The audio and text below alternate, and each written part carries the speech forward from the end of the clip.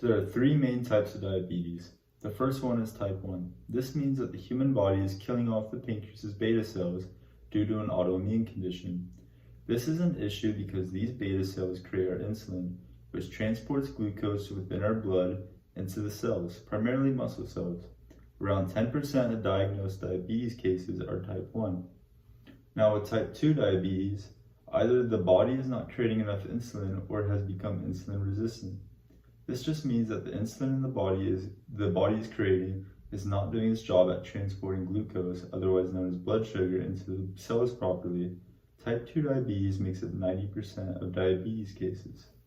The third form of diabetes is known as gestational diabetes, which is another form of type 2 diabetes.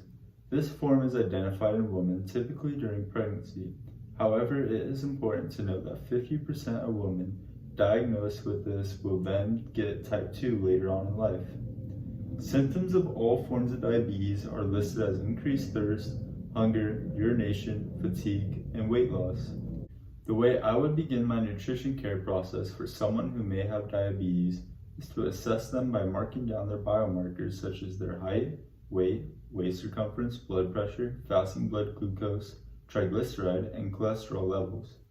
If the doctor has not already, then I would diagnose them with diabetes or even possibly metabolic syndrome if it is also prevalent.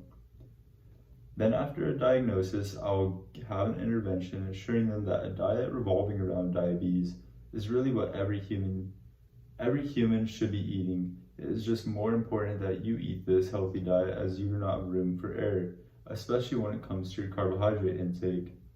If they have type 1 diabetes, then I'll inform them that they will need to take insulin several times and check their blood sugar periodically throughout the day.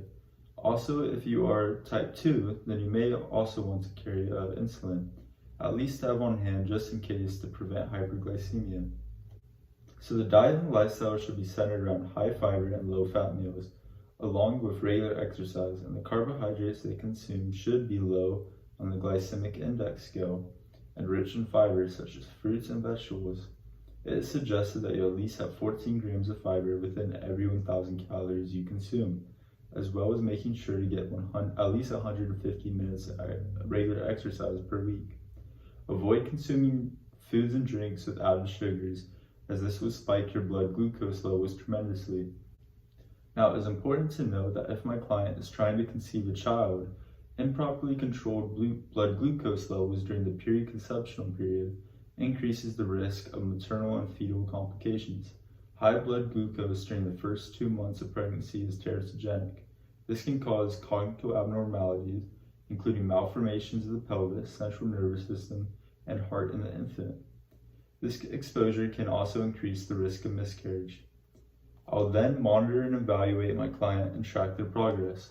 This can be done in several ways, such as quizzing them about nutrition, doing a food history recall, checking blood work, and suggesting substitutions for food they like.